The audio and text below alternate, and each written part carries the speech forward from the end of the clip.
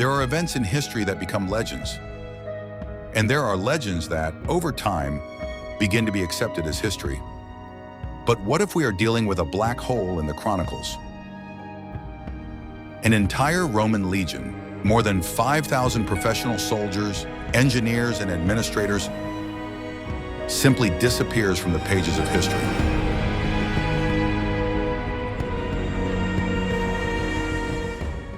Their last known location was foggy, troubled Britain, the edge of the known world.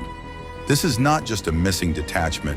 It is a vanished organizational structure, a city on the march, erased from the imperial records. We are talking about the 9th Spanish Legion, whose fate became one of the greatest mysteries of ancient Rome. Where did it go? Did it dissolve into the cold mists of Scotland, as legend has it? Or is the truth much more prosaic and leads us to a completely different end of the empire? Watch this video to the end, and you'll find out how a few clay shards found in Dutch mud completely overturned the romantic legend of the legion's demise in Britain. What if I told you that Rome's greatest mystery is not a political conspiracy, but essentially a missing administrative report? To understand the scale of the 9th Legion mystery, we must first understand what exactly was lost. A legion is not just 5,000 men in armor. It was a complex, self-contained machine, the heart of Roman military and engineering power. It included not only infantrymen, but also artillerymen, engineers, masons, doctors, surveyors, and administrators. Losing a legion is like losing an entire administrative center with all its personnel and equipment. Each legion had its own unique history, its own honors, and its own name. The 9th bore the proud name Hispana, Spanish, earned for its service in campaigns on the Iberian Peninsula. It was one of the oldest and most experienced units in the Roman army, with a history dating back possibly to Julius Caesar himself. These units existed for decades, sometimes centuries. Soldiers served in them for 25 years, and the legion became their real home and family. Each legion had its own symbol, which it carried on its banners, and most importantly, its own aquila, a sacred eagle. This standard was not just a symbol, it was considered the soul of the legion, its divine patron. The loss of the eagle was the greatest disgrace that could befall a unit.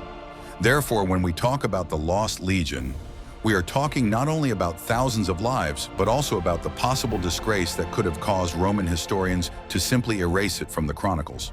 Imagine a modern military base with all its personnel, equipment, archives, and infrastructure. Now imagine that it simply disappears from the map, and no one in the central command can say for sure where it is or what happened to it. This is exactly what happened to the 9th Legion. It stopped reporting, stopped appearing on payroll lists, and simply ceased to exist in the documents. That is why this mystery is so intriguing. It is not just a military failure, it is a logistical and administrative collapse, a void in the impeccable Roman archives. The military machine that conquered the known world was renowned for its order and record-keeping. And in this system, there was a failure involving 5,000 men. Such a disappearance raises a lot of questions. Was it a sudden event? Or did the legion fade away gradually? Was it a single disaster or a chain of misfortunes that led to its disbandment? The Roman authorities left us with no clear answer, and this silence is more intriguing than any chronicle. The 9th Legion was stationed on the very edge of civilization in Britain. This province was considered a dangerous and inhospitable place. The soldiers served far from the sunny Mediterranean in constant dampness and tension, face to face with tribes that had never been completely subjugated. Their story is not just a detective story, it is a question of how an empire deals with its failures. Sometimes it is easier to pretend that something never happened than to acknowledge the scale of the problem. The 9th Legion became a ghost on the border of the Roman world. What do you think was worse for Rome, losing 5,000 soldiers or losing the legion's sacred eagle? Share your opinion in the comments. We are very interested in your point of view. And be sure to subscribe to the channel so you don't miss our next dives into the mysteries of history. Are you ready to learn the truth about how the British saga of the 9th began? The history of this legion in Britain began not with its disappearance, but with its conquest. The 9th Spanish was one of 4 legions that Emperor Claudius used to invade the island in 43 AD. They were veterans, the elite of the Roman army, sent to conquer the last independent Celtic stronghold. From the very beginning, their service on the island was fraught with hardship. They were stationed in the heart of the new territories, first in Lincoln and then in York. Their task was to push the border northward and hold the conquered lands. Britain proved to be a difficult province. Local tribes, especially the Brigantes in northern England, constantly rebelled, demanding continuous effort from the legions. This was not the kind of war the Romans were used to. No open battles, but constant skirmishes and guerrilla raids. The most famous and difficult test for the legion was Boudicca's uprising in 61 AD. When the Queen of the Iceni raised the south of the island, the 9th Legion, commanded by Quintus Petilius Cerialis, rushed to the aid of the besieged Camulodunum, modern Colchester. The detachment was ambushed and suffered very heavy losses. Some sources claim that almost the entire infantry was lost. It took years for the legion to recover its strength and combat effectiveness. To make up for the losses, reinforcements had to be sent from the Germanic frontier to Britain. This episode showed how vulnerable even the best Roman units could be on foreign soil. Despite this, the 9th Legion was restored and continued its service, which speaks to its importance to the province. After suppressing Boudicca's rebellion, the legion returned to its main task, guarding the northern border. It relocated to York, Eboracum, which became its permanent base. From there, the legionaries made expeditions to the north, building roads, bridges, and fortifications. They were not just soldiers, but the main civilizing force in the wild north. Their service was routine on the edge of civilization. The legion's masons built fortress walls, engineers laid communications, and patrols went out daily into the troubled foothills. They were a wall separating Roman order from what the Romans considered chaos. This constant, exhausting service left its mark on the unit. The 9th Legion became true specialists in Britain. Soldiers who had served here for decades understood the local enemy and the local climate better than anyone else. They were adapted to the fog, rain, and cold that so oppressed legionaries from Italy or Spain. Their endurance and experience were invaluable to Rome. However, it was precisely this experience and their deployment on the most dangerous section of the border that made them the first candidates for risky missions. Roman expansion in Britain reached its peak under Governor Agricola, who led campaigns far to the north in what is now Scotland, Caledonia. The 9th Legion was his main striking force in these campaigns. They fought in battles that Roman historians described as great victories, but which were, in fact, only a temporary pacification of the rebellious tribes. Each such campaign required enormous resources and cost many lives. Perhaps it was in one of these campaigns that the beginning of the end of the 9th Legion lay. Was the legion, which had already suffered heavy losses during Boudicca's uprising, considered somehow unlucky? In the next chapter, we will discuss the last documentary trace that the legion left in history and how suddenly silence descends. What I am about to show you is not just an ancient stone. It is the last official document, the last report from the 9th Legion that has come down to us. A stone slab was found in the Roman fortress of Eboracum, modern-day York.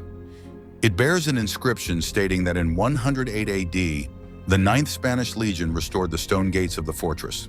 This inscription is not just a date, it is proof that in 108 AD, the Legion was a fully fledged functioning unit.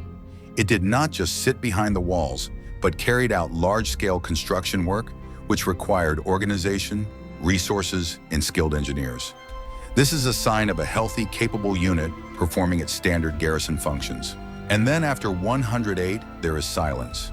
Not a single inscription or brick bearing the Legion's mark dating from a later period has been found in Britain. For the Roman army, obsessed with record-keeping and bureaucracy, this is extremely unusual. The legions were constantly building, repairing, dedicating altars to the gods, and always leaving records of this, stamping bricks and tiles with their number and name. This silence in British archaeological layers became the basis for a classic legend. Something happened between 108 and approximately 122 AD. It was in 122 that Emperor Hadrian arrived in Britain and ordered the construction of the famous Hadrian's Wall. This wall was built by other legions, in particular the 6th Victorious, which apparently replaced the 9th in York. A list of legions compiled around 165 AD no longer mentions the 9th Spanish Legion. Somewhere in this interval, between 108 and 165, the legions ceased to exist. The combination of these facts, the last inscription in York, the silence and the start of construction of Hadrian's Wall, gave rise to the theory of a catastrophe in the north. The very idea of building Hadrian's Wall was revolutionary. It was an acknowledgement that Rome was ending its expansion in the north and moving to a defensive posture. The empire no longer attempted to conquer Caledonia. It fenced itself off from it with a wall. Historians of the 19th and 20th centuries asked the logical question, what catastrophe could have forced the emperor to make such a radical decision? The answer seemed obvious: the loss of an entire legion. Legend has it that the 9th Legion was sent on a punitive expedition to the north, to the misty lands of the Picts, and simply did not return. This version of events was so convincing that it became practically the official story for many years.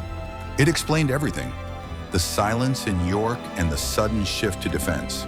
This version painted a tragic but heroic picture. Legionnaires loyal to their duty, marching into the unknown and fighting their last battle, surrounded by superior forces of barbarians. It was a powerful and romantic image that fit perfectly with the Victorian idea of valor and sacrifice on the frontiers of the empire. The problem was that this neat theory began to fall apart upon closer examination. Historians began to ask uncomfortable questions. Why did Roman authors such as Tacitus and Cassius Dio, who loved to describe military failures, make no mention of the loss of an entire legion in Britain? It would have been too big an event to ignore. Moreover, the lack of mention in Rome could mean an attempt to hide the shame, but then there should have been traces left at the site of the alleged disaster. Archaeology is an impartial witness, and so far it remains silent. This is what happens when a historical gap is filled with imagination. The theory that the 9th Legion was destroyed in Caledonia, modern-day Scotland, became dominant in the 19th and early 20th centuries. It was so popular that it formed the basis for many books and films. This version of events paints a very vivid and tragic picture. According to this theory, around 117 AD, a major uprising of local tribes, the Picts and Britons, broke out in northern Britain. The 9th Legion, as the unit closest to the border, was sent to suppress it. The legion entered the misty valleys of Caledonia, and no one ever saw it again. 5,000 men swallowed up by the wildlands. This theory had some basis in fact. We know for certain that the north was unstable during this period. Roman historians, albeit vaguely, mention heavy losses in Britain at the beginning of Emperor Hadrian's reign. The coincidence was too obvious. Hadrian arrived in 122, began building the wall, and before that there were heavy losses and the 9th Legion disappeared. The romantic image of the lost legion captured the imagination. It was the perfect story of the clash between civilization and savagery, order and chaos. The legion, a symbol of Roman power, proved powerless in the face of nature and the fury of the northern tribes. This story also flattered the national pride of the Scots, whose ancestors, according to this version, were able to do what many had failed to do: completely destroy an elite Roman unit. Supporters of this theory pointed to the absence of any traces of the legion in Britain after 108. They also referred to the arrival of the 6th Legion, which occupied the 9th's base in York. This looked like an urgent replacement for the lost unit. The whole picture came together as a coherent, logical, albeit tragic, puzzle. For a long time, this version was taught in textbooks as an established fact. It explained not only the fate of the legion, but also the sudden change in Roman policy in Britain. In this context, Hadrian's Wall looked like a memorial built on the bones of the 9th Legion and an acknowledgement that the North could not be conquered. However, this beautiful legend has one fundamental problem: a complete lack of direct evidence. Archaeology, which has told us so much about Rome, remains stubbornly silent on this issue. No traces of a major battle, which would have occurred if an entire legion had been destroyed, have been found in Scotland. No mass graves or large collections of Roman weapons or armor dating from this period have been found.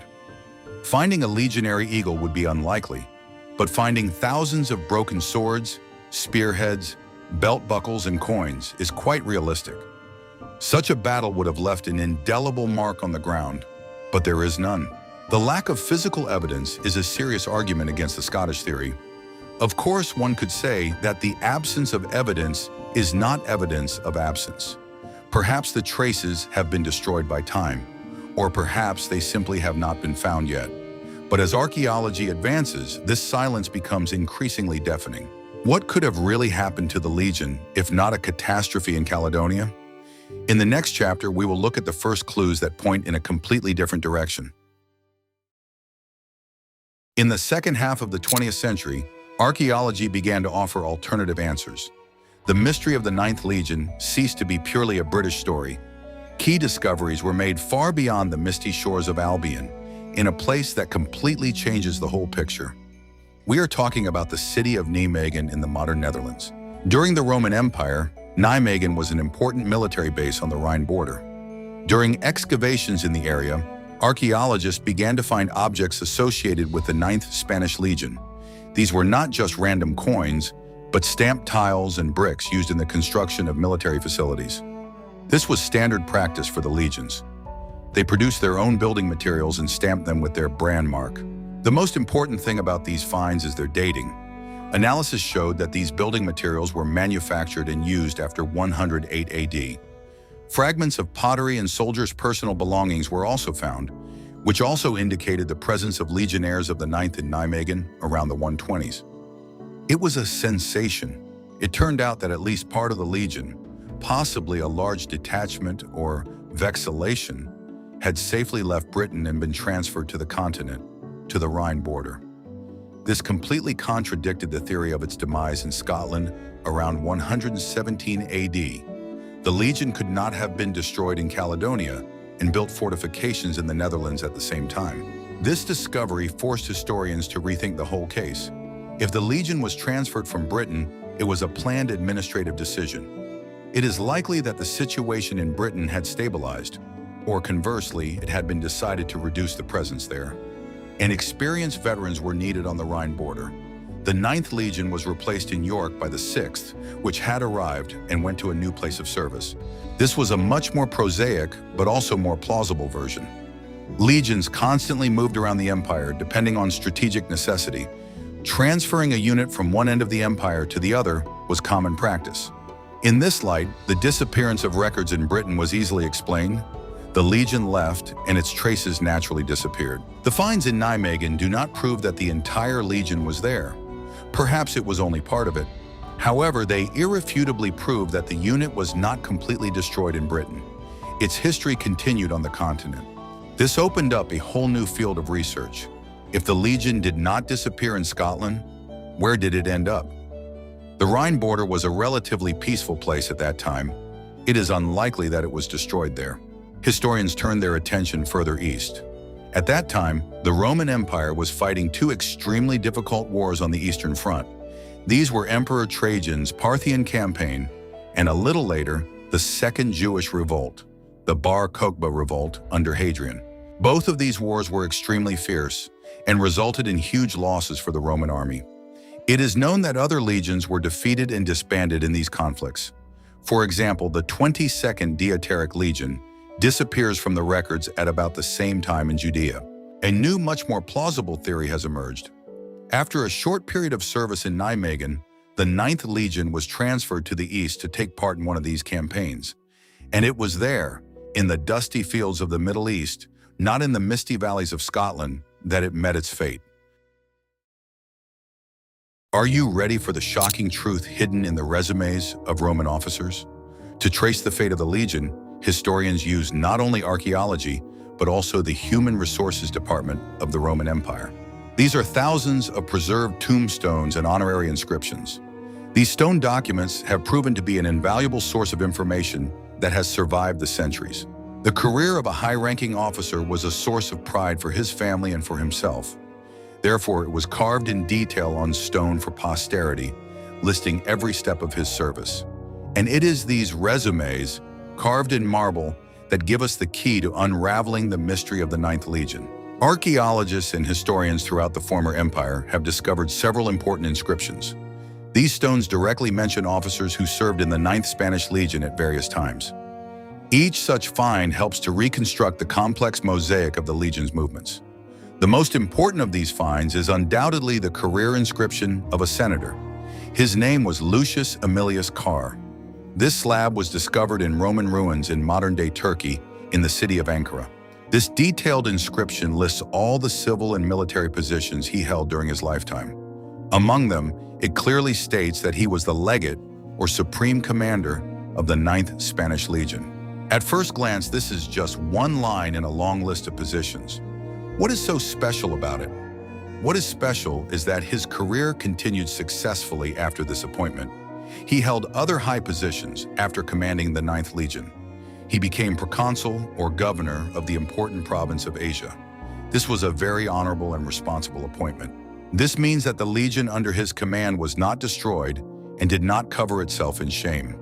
If his legion had been defeated in Britain, as legend has it, Cara's career would most likely have been over. He would have been retired or, at best, sent to an insignificant position. Of course, the exact date of his command of the 9th Legion is still disputed in the academic circles. Inscriptions do not always give exact years, and historians have to reconstruct the chronology from indirect evidence. However, many authoritative historians date his legacy to the period after 108 or even 109. This is a critically important point. According to the old theory, the Legion perished in Scotland around 117. If Carus commanded the Legion after 108 and remained alive, this is further evidence that the Legion continued to exist. It performed its duties and was then simply transferred from Britain to another location. A logical question arises. If the Legion left Britain, where did it go? Other inscriptions found in different parts of the empire give us valuable clues. We begin to see traces of junior officers from the 9th Legion. We find references to centurions and tribunes who previously served in the 9th and later ended up in the East. Yes, these are circumstantial clues, but they gradually form a very clear picture. The Roman Empire often transferred experienced units. They were taken from relatively peaceful borders, such as Britain after 108 AD, or from the Rhine. They were sent to the most dangerous areas, the eastern border with the powerful Parthia, or the perpetually rebellious Judea. It was on the basis of these inscriptions that the so-called Eastern theory was born. It completely refutes the Scottish legend. This theory seems much more reasonable. According to it, the 9th Legion was first transferred from Britain to Nijmegen in modern-day Holland. This is evidenced by archaeological finds, such as tiles stamped with the Legion's mark. But it did not stay there for long. Soon, the Legion was urgently sent east. It was supposed to take part either in Emperor Trajan's Parthian War, or, as is now considered more likely, in the suppression of Bar Kokhba's revolt in Judea under Emperor Hadrian. It is important to understand that the Bar Kokhba revolt was not just a local uprising. It was a full-scale, brutal, and desperate war.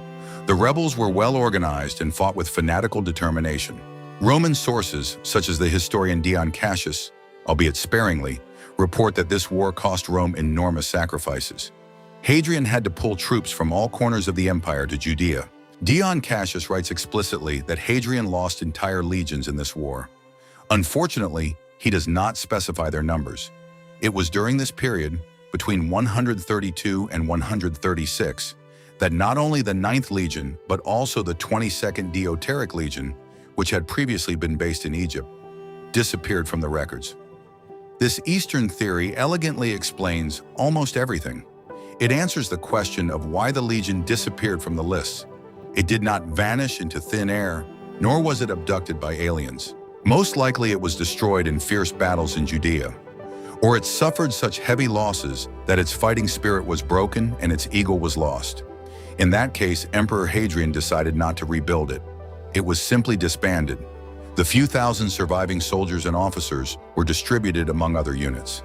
This was a standard administrative decision that did not require any loud public statements. For the Roman Empire, the destruction of a legion was not something completely out of the ordinary. It had happened before. The most famous example is the disaster in the Teutoburg forest, where 3 legions were destroyed at once. The numbers of those legions, the 17th, 18th, and 19th, were permanently removed from the list and never used again. It was a sign of eternal mourning and shame. However, after the severe Bar Kokhba revolt, Rome may not have wanted to publicize the true extent of its losses. The empire was already exhausted. Therefore, the legion, which had suffered irreparable damage, was simply quietly removed from the army lists without unnecessary fuss. You must agree that this version lacks the romance of Scottish myths and proud warriors in kilts. It does not include the mysterious disappearance of an entire army in wild lands. Instead, there is the harsh and cruel reality of war in the Middle East. It was not a war fought in open fields, but a guerrilla war, with sieges of fortresses and ambushes in the mountains. Instead of an imagined heroic death in battle against noble savages, we see a difficult, bloody, and exhausting campaign. It was fought in the sun-scorched Judean desert against a desperate enemy. But if the facts point so convincingly to the east, the main question arises: why has the legend of death in Scotland proved so incredibly resilient? It has survived for centuries and still stirs the imagination. Despite all these inscriptions and logical constructions, could it be that people simply want to believe in a beautiful and romantic story more than in boring but true facts? In the next chapter, we will discuss the most famous evidence for the Scottish theory. We will examine an artifact that seems to confirm it, and we will explain why it is most likely just a beautiful fairy tale. One of the most powerful symbols supporting the legend of the death of the 9th Legion in Britain was an archaeological find. In 1866, an impressive bronze figure of an eagle was found in the town of Silchester in southern England. Silchester was the Roman town of Calvetum Atrabatum, which was destroyed and abandoned. The eagle was found in the ruins of a basilica, as if it had been hidden there. For supporters of the Scottish theory, this discovery was a real gift. A beautiful and logical story emerged. When the 9th Legion was defeated in the north, the surviving standard-bearer, Aquilifer, saved the sacred eagle. Fighting his way through enemy territory, he carried it south to Silchester, where he hid it in the basilica before the city fell during another uprising. This story, popularized in the famous novel The Eagle of the Ninth, linked the find in Silchester with the missing unit. The bronze eagle became the physical embodiment of the entire legend. It was proof that the Legion had perished, but its honor had been saved. Millions of people around the world learned the story of the Ninth through the prism of this eagle. However, modern archaeology and art history have made some harsh corrections to this romantic story. When experts carefully studied the eagle itself, they came to conclusions that disappointed the romantics. First, the style and quality of the eagle's workmanship raised questions. It is not quite like other legionary standards known to us. Second, the eagle's wings are broken and there is a cavity at its base. Art historians suggest that this eagle was most likely not the finial of a standard, but part of a larger statue. Perhaps it was a statue of Jupiter, who was traditionally depicted with an eagle, or even part of some large composition in the city forum. Thirdly, the place where it was found, Silchester, is located very far to the south, while according to legend, the Legion disappeared far to the north in Scotland. The idea that one person could carry a heavy bronze standard across hundreds of kilometers of hostile territory seems highly unlikely. Moreover, the legionary eagle was not just a bronze bird, but a complex structure. It was made of precious metals, silver or gold plating, and was attached to a long pole with a set of falerae medals denoting the Legion's awards. The Silchester Eagle is simply a hollow bronze casting, which could hardly have been the main standard of the unit. Thus, the Silchester Eagle most likely has no connection to the 9th Legion. It is simply an interesting artifact from the Roman city of Calvet, whose own history is in no way connected to the missing unit. But the myth proves stronger than the facts. The legend of the eagle was too good to give up. It provided tangible evidence that could be seen in a museum. It turned a dry historical mystery into an exciting adventure. This example shows how a single artifact can be misinterpreted and form the basis of an entire myth. The real clues, boring stamps on bricks in the Netherlands and career lists of officers, are not as exciting, but they bring us much closer to the truth. One of the main questions that remains in this story is, why are Roman sources so stubbornly silent?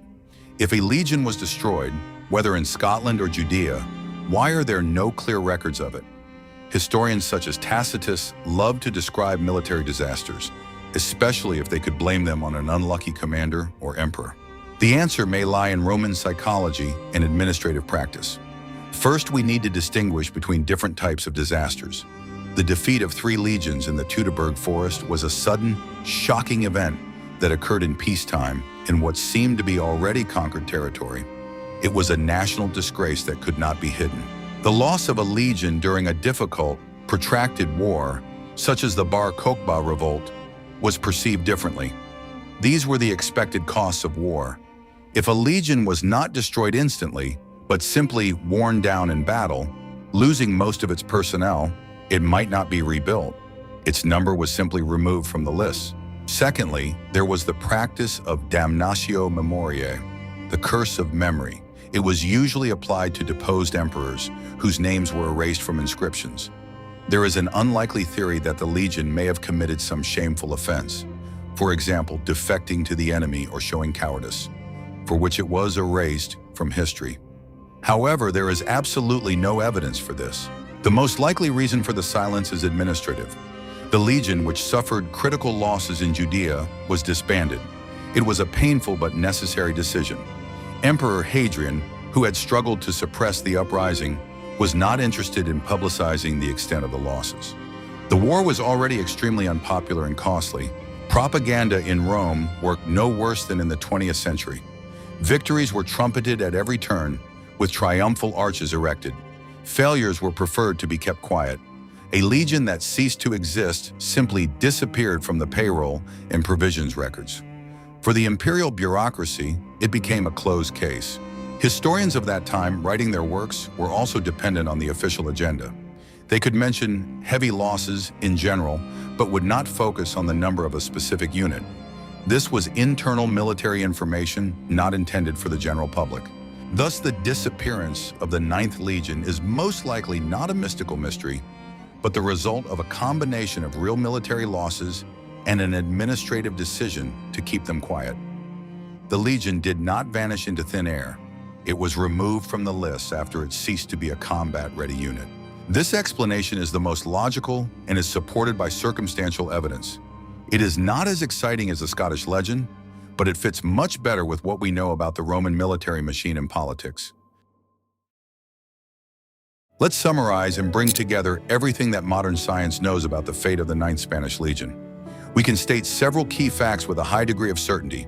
Fact 1, the Legion existed and was based in York until at least 108 AD. This is confirmed by a stone inscription about the construction of a gate. Fact 2, the Legion was not destroyed in Britain. The discovery of stamped tiles and ceramics in Nijmegen, the Netherlands, dated to around 120 AD, irrefutably proves that the unit, or at least a large part of it, was transferred from Britain to the continent. The romantic legend of its demise in Scotland thus does not stand up to scrutiny. Fact 3, the Legion ceased to exist sometime between 120 and 165 AD. It is not listed among the legions of the mid-2nd century. This means that something happened during this 45-year period. This period coincides with the 2 major military conflicts of that period, the Parthian War and the Second Jewish Revolt. Fact 4, we have evidence of Roman officers whose careers continued successfully after serving in the 9th Legion during this controversial period. This proves that the Legion was not disbanded because of disgrace or cowardice, and its commanders were not responsible for its demise. Most likely, these were normal losses during a difficult campaign. Taken together, these facts paint the following picture.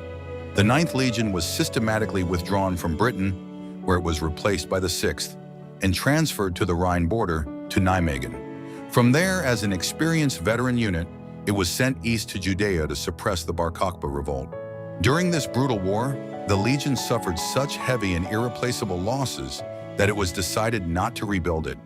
It was officially disbanded, and its number disappeared from the military lists. It was an administrative death following its actual demise on the battlefield.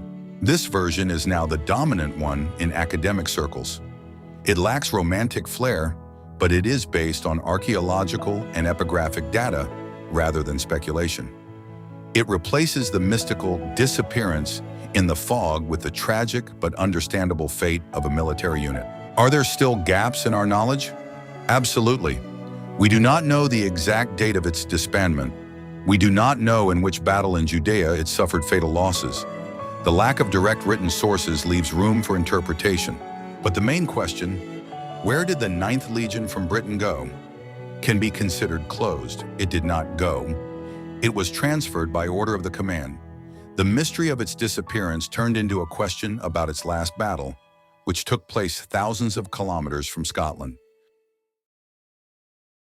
Despite all the scientific data, the stamps on the bricks, and the career lists in the popular imagination, the 9th Legion still marches into the mists of Caledonia. The legend of its demise in Scotland proved much more enduring than the prosaic truth about its transfer to the east. Why did this happen? First, the legend had a head start of almost a century. The theory of the Scottish catastrophe was formulated in the 19th century and became widely accepted. It found its way into textbooks, historical monographs, and, most importantly, fiction. Rosemary Sutcliffe's novel The Eagle of the Ninth became a classic, and millions of people learned this story from her account. Secondly, this legend is very cinematic. It offers vivid, powerful images. The clash of civilization and savagery, disciplined legions against fierce Picts, fog, despair, and the final battle. It is the perfect scenario for a historical action movie, which we have seen in several film adaptations. The version with the conversion in Nijmegen and subsequent death in Judea, on the contrary, is completely uncinematic. It is complex, administrative, and blurred in time. There is no single climactic moment, no clear villain, and no beautiful images. It is simply the harsh and boring truth of war and logistics. Thirdly, this legend satisfies our desire for mystery. People like the idea of a lost legion that vanished without a trace. It stirs the imagination. The idea that the legion was simply disbanded by administrative decision after heavy losses kills the mystery. It replaces mysticism with bureaucracy. In addition, the myth of the legion's demise in Scotland has become part of the national identity. For the British, and especially the Scots, it is a story of how their ancestors were able to repel the invincible Rome. It is a source of national pride. To admit that the legion simply left would mean losing this important part of their heroic past. Thus, the 9th Legion lives a double life. In academic circles, its fate has been broadly established. It left Britain. In popular culture, it will forever remain a ghost of the Scottish mountains, a symbol of how the wild land swallowed up imperial power. The story of the 9th Legion is a vivid example of how history and myth intertwine.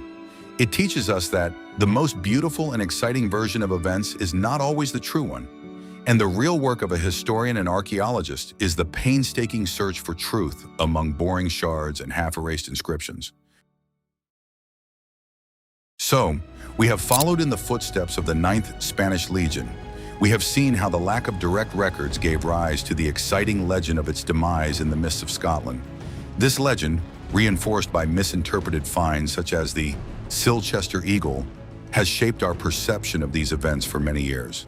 However, the painstaking work of archaeologists and historians has pieced together a different picture. Brands on bricks from the Netherlands and analysis of the careers of Roman officers prove that the Legion did not perish in Britain. It was systematically transferred to the continent and then most likely to the Middle East, where it met its fate in fierce battles in Judea. Its story is not a mystical disappearance, but the tragic yet entirely explainable fate of a military unit. The truth turned out to be less romantic, but no less dramatic. It is a story of how the ruthless imperial machine functioned, moving thousands of people from one end of the world to the other. What other historical myths and mysteries would you like us to explore? Perhaps you are interested in the fate of the Library of Alexandria or the mystery of the construction of the Egyptian pyramids. Suggest topics for future videos in the comments. Thanks for watching. Don't forget to subscribe to our channel so you don't miss out on new research and dives into the most interesting mysteries of the past.